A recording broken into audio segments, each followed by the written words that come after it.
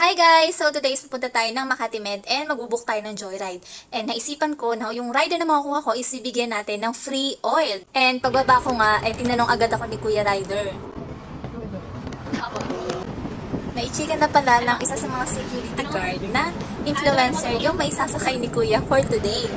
Sayang nga lang at nakalimutan ko magdala ng sticker kakamadali kong lumabas. And habang nasa traffic light, ayan si Kuya, hinahanap na yung Facebook page ko.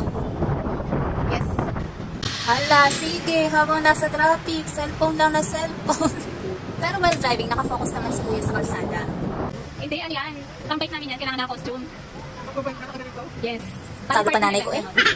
Pero yun, pag nagmumotor ako, syempre, kailangan full gear.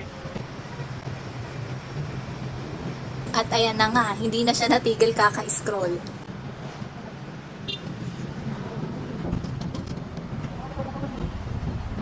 Uy, huwag mo na yung panoorin.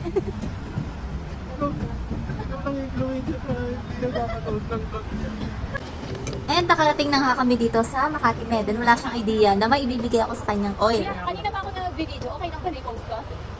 Tapos kuya, since wala akong sticker, okay lang ba na oil na lang yung ibigay ko sa'yo? Ano yan? Oil. Oil? Oo. Nakaplan na talaga yan. Unang booking ko, mamimigay ako ng oil. Thank you. Okay. Thank you din po. Ride safe lagi.